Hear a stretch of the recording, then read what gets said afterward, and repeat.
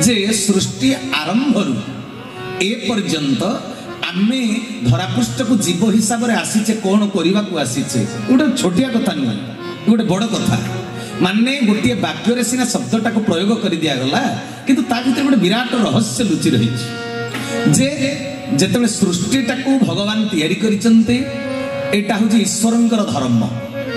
हाँ कि नहीं सृष्टि के तैयारी करबा होची ईश्वरंकर धर्म ईश्वरंकर कर्म शास्त्र भल कर पढ़ंतु भगवान कर्म करते हेले कर्म फल तांको भोग करने को पड़े ना कहीं कर्म फल भोग करने को पड़े ना तांकर आयत्त भितर जो कार्य अच्छे से करती सृष्टिर कल्याण पाई करती तांकर से किसी जाए आसे ना केवल सृष्टिर कल्याण पाई सृष्टि संरचना करती काल कर्म स्वभाव बशवर्ती काल मान समय जिते समय हो जाए अनंत कोटि ब्रह्मांड जिते प्रलय होकर भगवान कौन करती नूतन जिते पुरातन हो जाए मानव सभ्यता आगक आगक आगे गले जिते ईश्वरंकर आदर्श को मनीष ग्रहण करे ना निज खियाल रे बाट चले मनमुखी हो जाए से जमी टुलु पंपटा खराब हो गले बारंबार मेकानिक पाखक नहीं ठीक करा जाए एमती गोटे समय आसे मेकानिक कहे आउ ये ठीक हो पार ना बरम बदल दियो आउ गोटे नहीं आसे तेज एमती सृष्टिटा को ईश्वर जो निर्माण करती एमती मानव सभ्यता गोटे समय उपनीत हुए जिते बड़े कि मनीष निज खियाल रे बाट चले मनमुखी हो जाए ईश्वर आदर्श को रक्षा करे ना शास्त्र अनुमोदित कार्य करे ना जिते करे ना भगवान कौन करती ना सृष्टि को पुरातन सृष्टि को विनाश कर दे पुणी अनंत काल पर्यंत सी से प्रलय जल निमग्न हो रहती जग निद्रा जानती पुणी जिते समय उपनीत हुए काल कर्म स्वभाव तेणु समय उपनीत हो जाए काल उपनीत हो जाए ईश्वरंकर भी गोटे कर्म थाए ईश्वर भी सृष्टिर विधान को तैयारी करथिले मध्य विधि विधान को भांगती नहीं बोली ठाकुर कहते तेणु जितेबले से काल पुणी थे उपनीत हो जाए भगवान पुणी नूतन सृष्टि तैयारी करती से समयटा जितेबले आसी जाए ऋतु पर ऋतु चक्र आसे जुग पर जुग चक्र आसे आम जीवन में सुख दुख गोटे चक्राकार आसूची चक्रवत परिवर्तन सुखानी च दुखानी च शास्त्र कहले तेणु ये सृष्टिर गोटे चक्र चली सृष्टि चक्र तेणु भगवान नूतन सृष्टि के तैयारी करती तेज सजन वृंद भगवान कर्म ही धर्म बोली कहुई तेणु आमे कर्म कले जीव हिसाब से आम कर्म रे भूल थाए ठीक थाए भल थाए मंद थाए पाप थाए पुण्य थाए तेणु जीव को सुख दुख दीटा फल भोग करने को पड़े किंतु ईश्वर जिते सृष्टि निर्माण करती ताहा तांकर कर्म ताहा तांकर धर्म किंतु भगवान को कौन सी कर्म फल भोग करने को पड़े ना तेज सजन वृंद मन ध्यान दे कथा वस्तु को श्रवण करेंगे तेज मोर गोपदेव भाई कौन कहले सृष्टिटा तैयारी धर्म कौन तैयारी धर्म सृष्टि निर्माण धर्म तेरे सृष्टिटा जदि धर्म निर्माण है माने प्रकृति पुरुषंकर मिलन है से प्रकृति पुरुषर मिलन हवाटा भी हूँ धर्म बुझीपार ना ठाकुर कैवल्य कणिकार भी लिखिदे ठाकुर चरमनाथ गुरुस्वामी केशव सुंदर कहले धर्म रु शरीर सृष्टि है शरीर को नहीं धर्म रक्षा करा जा बापा मां संजोग क्रिया आम शरीर टी आम देहटी निर्माण होती तेज सीटा धर्म वंश रक्षा हूँ धर्म बुझीपार ना कथा आ सृष्टि पिंड ब्रह्मांड एकमत न्याय ए देहटा गोटे ब्रह्मांड ए ब्रह्मांडर स्थिति पुणी से कार्यटा दरकार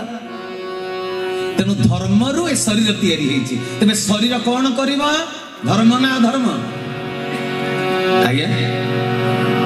शरीरटा जेहेतु धर्म रु तैयारी शरीर कौन कर शरीर द्वारा कौन करा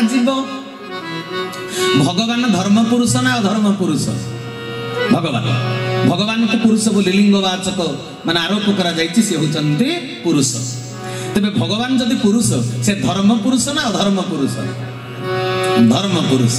अच्छा पृथ्वीटा को सी निर्माण कले धर्म पुरुष जदि पृथ्वी के तैयारी कले विश्व ब्रह्मांड को तैयारी कले तेबे ए पृथ्वी ए विश्व ब्रह्मांड अनंत कोटि ब्रह्मांड ये धर्म क्षेत्र ना अधर्म क्षेत्र धर्म पुरुष जहाँ को निर्माण कर ये धर्म क्षेत्र ना अधर्म क्षेत्र धर्म क्षेत्र तेरे परमात्मा आमे हूँ गोटे गोटे अंश जीवात्मा तेरे आमे धर्म नंदन ना अधर्म नंदन आज्ञा आमे भी धर्मनंदन तेबे धर्म पुरुष परमात्मा ठारू धर्मनंदन आसीची परमात्मा ठारू जीवात्मा धर्म पुरुषों ठारू धर्मनंदन आसीची धर्म क्षेत्र पृथ्वी को तेबे से धर्म करिया को आसीची ना धर्म करिया को आसीची निजको निजे जजमेंट करिवे आमे वास्तव में कोन करिवा पई आसीचे आ कोन करूचे इहला सिद्धांत आमे आसीचे धरा पृष्ठ को समस्ते धर्म करिवा पाई बुझि पल्लो ना तबे धर्म करिवा को जो आसीचंती आमर कर्म कथारे कुहा जाइछि महापुरुष माने आप्तवाणी दैचंती कर्म ही धर्म कर्म होची धर्म हां कि नहीं आमर हाथ दुईटा कर्मेंद्रिय भगवान दैचंती काहे दैचंती हाथ दुईटा हमको अच्छा पशु पक्षी मानकर पेट अछि पाटी अछि तो से माने भी खाई करी बंचिबे 56 कोटी जीव सृष्टि करचंती भगवान किंतु पशुर चारिटा गोड़ अछि पक्षीर दुईटा गोड़ अछि से मानकर हाथ नाही पशु पक्षी को हाथ नाही मनुष्यर दुईटा गोड़ दुईटा हाथ दुईटा कहीं दि जाइए कुकुर खाद्य वस्त्र बासगृह तार दरकार हाँ कि वस्त्र दरकार पशुर दरकार नहीं बासगृह दरकार कि आम भली 5 महला कोठा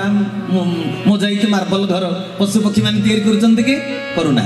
गोटे स्वाभाविक भाव से बंची जोटा ईश्वर तांकर बंचीबार गोटे प्रक्रिया ऑटोमेटिक स्वयं चालित क्रिया चली तेज सजन वृंद किंतु मनीष भितर जेहेतु चेतना देले बुद्धि देले विवेक देले मनीष को बंचीबा पाई कर्म करने को पड़ो से हाथ दुईटा देले कुकुर को पीएचडी करने दरकार ना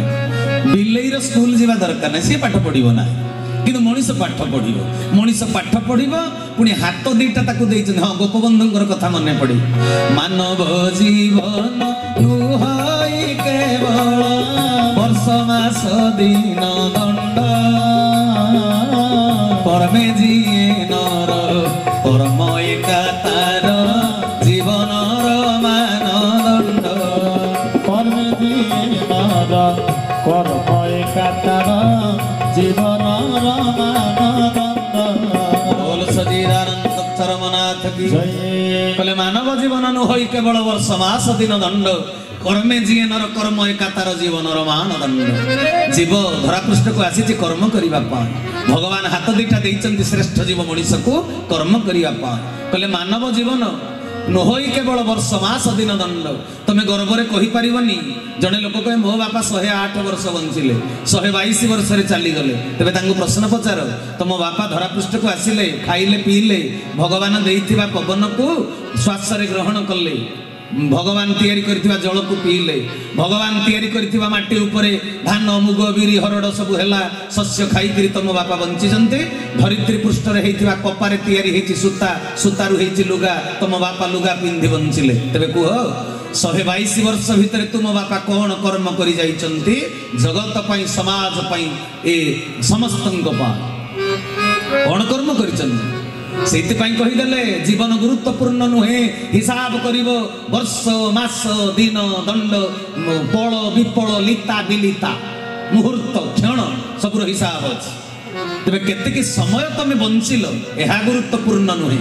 मनीषर जन्म गुरुत्वपूर्ण नुहे जन्म हैला परे से कि कर्म करिछि इतिहास बक्षर स्वर्णाक्षर तार नाम लिपिबद्ध होइछि कर्म होची गुरुत्वपूर्ण आज जदि अक्टोबर 2 तारीख रे महात्मा गांधी स्टाच्यू आम फूलमाल दौचे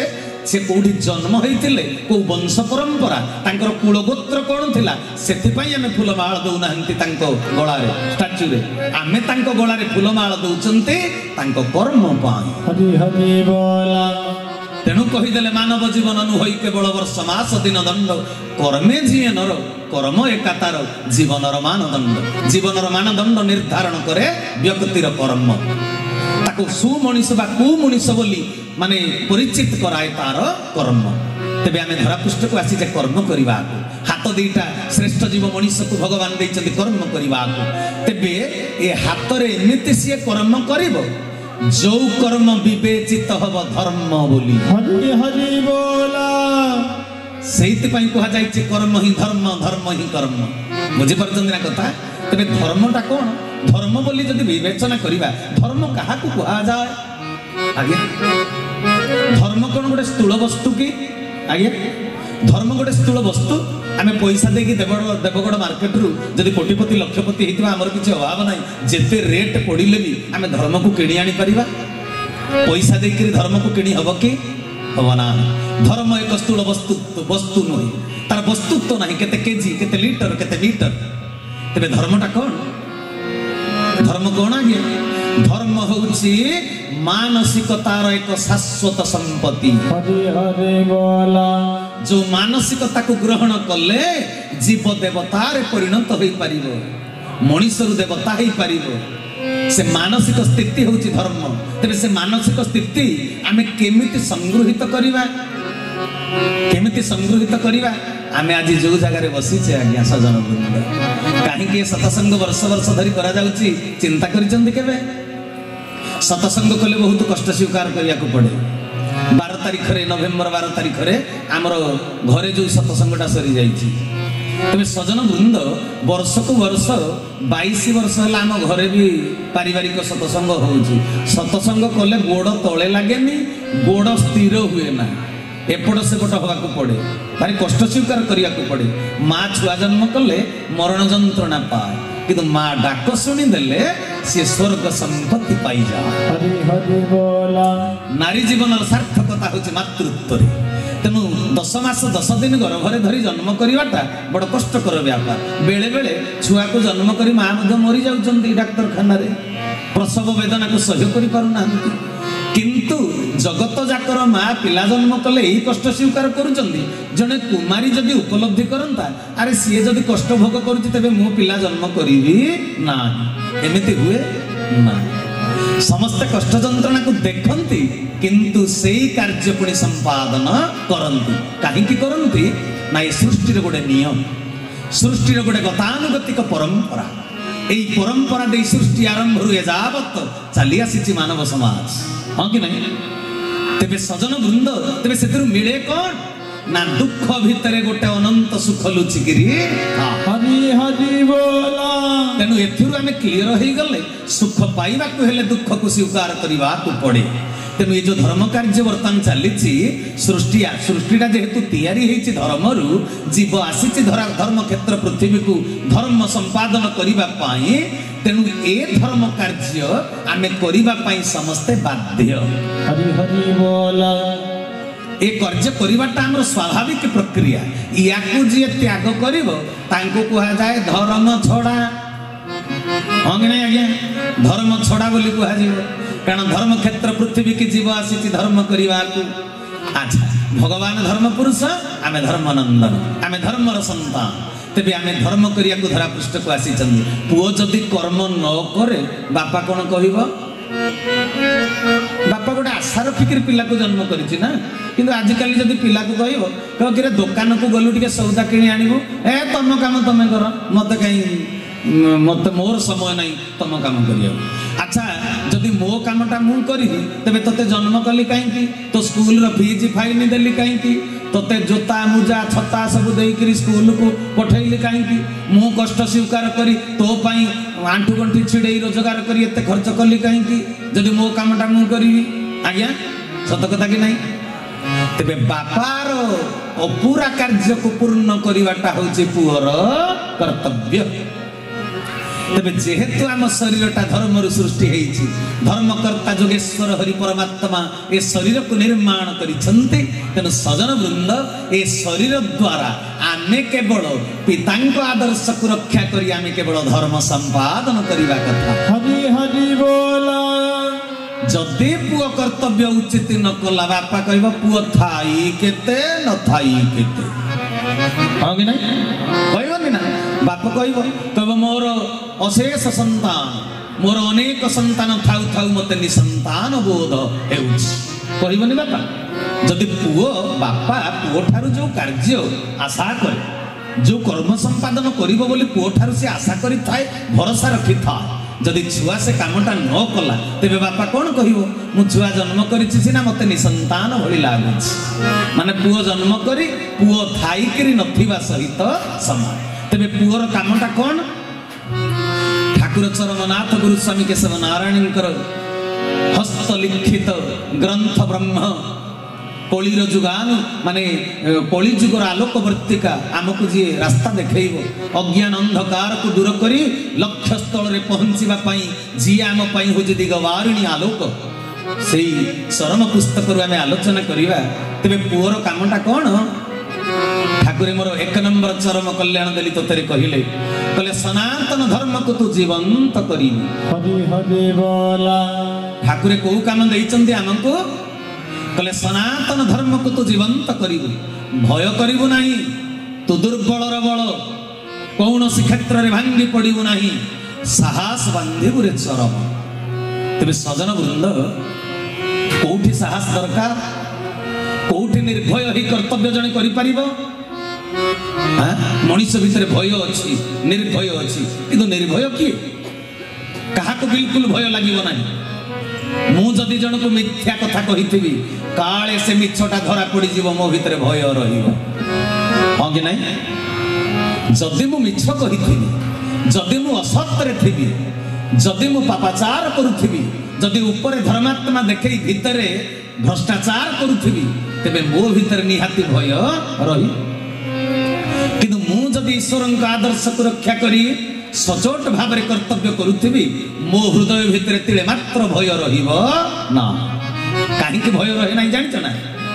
ଯିଏ ଧର୍ମ ରକ୍ଷା କରିଛି, ଧର୍ମ ତାକୁ ରକ୍ଷା କରେ। ହରି ହରି ବୋଲ। ଏହା ଏକ ସତ୍ୟ ସିଦ୍ଧ ବଚନ, ସିଦ୍ଧାନ୍ତ ବଚନ, ଶାସ୍ତ୍ର ବଚନ। ଯିଏ ଧର୍ମକୁ ରକ୍ଷା କରିଛି, ଧର୍ମ ତାକୁ ରକ୍ଷା କରେ। ତେବେ ଯିଏ ଈଶ୍ୱରଙ୍କ ଆଦର୍ଶରେ ଅନୁପ୍ରାଣିତ ହେଇ ନିର୍ଭୟ ଚିତ୍ତରେ ଉଚିତ କାର୍ଯ୍ୟ କରିଛି, କେବେ ତାର କେହି ପ୍ରତିବନ୍ଧକ ସୃଷ୍ଟି କରିପାରିବେ ନା। ହରି ହରି ବୋଲ। ସେ ଆଗକୁ ଆଗକୁ ଆଗେଇ ଯିବ, କେହି ତାକୁ ବାଧା ଦେଇପାରିବେ ନାହିଁ। ତେଣୁ ସଜନ ବୃନ୍ଦ, ଠାକୁରେ କହିଲେ ତୁ ଭୟ କରିବୁ ନାହିଁ। ମୁଁ ପୁରା ସବୁବେଳେ ତ ପାଖେ ପାଖେ ଅଛି, ତେବେ ସିଏ ମୋ ପାଖେ ପାଖେ ଅଛନ୍ତି ବୋଲି ମୋର ବିଶ୍ୱାସ ହଉନାହିଁ। କାହିଁକି? ବେଳେ ବେଳେ କିଛି ଭାଇମାନଙ୍କ ଭିତରେ ଭୟ ସଞ୍ଚାର ହେଉଛି, ଗୋଟେ ସନ୍ଦେହ ଜାତ ହେଉଛି, ଏଇ କାର୍ଯ୍ୟଟା ସତରେ ହେଇପାରିବ ତ? କଣ ସୁଗୁରୁ ଭାଇ? କିଛି ଭାଇ ଭଉଣୀ ମାନଙ୍କ ଭିତରେ ଗୋଟେ ସନ୍ଦେହ ଜାତ ହୁଏ, ଏ କାର୍ଯ୍ୟଟା ସତରେ ହେଇପାରିବ ତ? ତେବେ ଯୋଉ ପ୍ରଶ୍ନ ଉଠେ କାହିଁକି? ମଣିଷ ଶଙ୍କାକୁଳ ହେଇଯାଏ କାହିଁକି? କାହିଁକି ଶଙ୍କାକୁଳ ହୁଏ? କାହିଁକି ଆଜ୍ଞା? ନା ନିଜ ଭିତରେ ଭୟଟା ତାର କୋଷ ହେଇ ସଂସ୍କାର ହେଇ ରହିଛି ନିଜ ଭିତରେ। ବୁଝିପାରୁଛ ନା? ମନ ଜାଣେ ପାପ, ମା ଜାଣେ ବାପ। ମନ ଭିତରେ ଭୟ ସଂସାର ହଉଛି ମାନେ କୌଣସି ନା କୌଣସି ଜାଗାରେ ମୁଁ ଭୁଲ କରିଛି ବୋଲି ନିଜକୁ ନିଜେ ଜାଣିପାରୁଛି। ବୁଝିପାରୁଛ ନା? ମନ ଧ୍ୟାନ ଦେଇ ମୋ କଥାକୁ ଶ୍ରବଣ କରିବ। ଈଶ୍ୱରଙ୍କ ପ୍ରୀତ୍ୟର୍ଥେ କୌଣସି କର୍ମ ଯଦି କରିବ ନିଃସ୍ୱାର୍ଥପର ଭାବରେ, ତେବେ ବାଧା ନାହିଁ, ପ୍ରତିବନ୍ଧକ ନାହିଁ। ଏହା କ୍ଲିୟର କଟ୍ କଥା, ମନ ଦେଇକରି ଶୁଣିବେ। ତେବେ ଆମେ କାହିଁକି ଭୟ କରୁଛନ୍ତି? ମୋ ପ୍ରଭୁ ତ ମୋ ଛାଇ ପରି ମୋ ପାଖେ ପାଖେ ଅଛନ୍ତି। ଭଗବାନ କୋଉ ଜାଗାରେ ନାହାନ୍ତି ମତେ କୁହନ୍ତୁ? ଏମିତି ଗୋଟେ ଜାଗା ଯୋଉ ଜାଗାରେ ଭଗବାନ ନାହାନ୍ତି। ଭଗବାନ ସବୁ ଜାଗାରେ ଅଛନ୍ତି ନା? ତେବେ ଭଗବାନ ଯଦି ସବୁ ଜାଗାରେ ଅଛନ୍ତି, ମୁଁ ଭୟ କାହିଁ କରିବି? ପୋଲିସ ବାଲାକୁ ଦେଖିଲେ ମଣିଷ ଭୟ କରୁଛି କାହିଁକି? ପୋଲିସ ବାଲା ଏ ମାନବ ସମାଜର ସୁରକ୍ଷା ପାଇଁ ନା ଭୟ ଦେଖାଇବା ପାଇଁ ତାଙ୍କୁ ନିଯୁକ୍ତି ଦିଆଯାଇଛି? ସରକାର ନିଯୁକ୍ତି ଦେଇଛନ୍ତି କୋଉଥିପାଇଁ? ଆମର ସୁରକ୍ଷା ପାଇଁ ନା। ଆମେ ତାଙ୍କୁ ଦେଖିଲେ ଆନନ୍ଦ ହବା କଥା, ମତେ ରକ୍ଷା କଲା ଭଳି ଭାଇଟେ ସେଠି ଛିଡା ହେଇଛି। କିନ୍ତୁ ପୋଲିସ ଯୋଉଠି ଅଛି, ଆମ ଛାତି ଥରୁଛି ଦେଖିଲେ। କଣ ପାଇଁ? ନା ସରକାରଙ୍କର ନିୟମ ଭିତରେ ଆମେ ନାହିଁ। ହେଲମେଟ ନାହିଁ, ପୋଲିସ କି ଦେଖିଲେ ଭୟ ଲାଗେ। ଗାଡିର ଲାଇସେନ୍ସ ନାହିଁ, ଏ ଡ୍ରାଇଭିଂ ଲାଇସେନ୍ସ ନାହିଁ, ପୋଲିସ କି ଦେଖିଲେ ଭୟ ଲାଗେ। ଗାଡିର କାଗଜ ପତ୍ର ଠିକ ନାହିଁ, ଚୋରି ଗାଡି, ଭୟ ଲାଗେ। ପୋଲିସ କି ଦେଖିଲେ ଭୟ ଲାଗେ। ତେଣୁ ପୋଲିସ କି ଦେଖି ଭୟ ଲାଗିବାର ଗୋଟେ କାରଣ ରହିଲା, ସେଇଥିପାଇଁ ଭୟଟା ଲାଗୁଛି, ହଁ କି ନାହିଁ? ନହେଲେ ପୋଲିସ ଆମର କ୍ଷତି କରିବାକୁ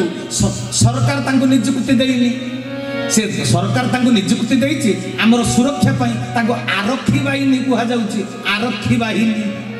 ହଁ କି ନାହିଁ? ତେବେ ପୋଲିସ କି ଦେଖିଲେ ଆମକୁ ଭୟ ଲାଗୁଛି। କାହିଁକି ଭୟ ଲାଗୁଛି? ନା ଆମେ ବାସ୍ତବରେ ନିଜେ ଠିକ ନାହାନ୍ତି। ହରି ହରି ବୋଲ। ବୁଝିପାରୁଛନ୍ତି ନା? ତେବେ ଭଗବାନ ସବୁ ଜାଗାରେ ଅଛନ୍ତି, କିନ୍ତୁ କୌଣସି କାମ କଲା ବେଳକୁ ମତେ କାହିଁକି ଭୟ ଲାଗୁଛି? ନା ଭଗବାନ ମୋ ପାଖରେ ଥିଲେ ବି ମୁଁ ତାଙ୍କୁ ଉପଲବ୍ଧିରେ ଆଣିପାରୁ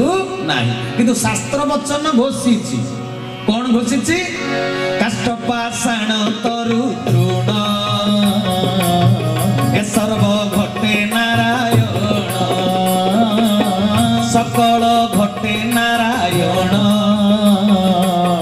ବସନ୍ତି ଅନାଦି କାରଣ।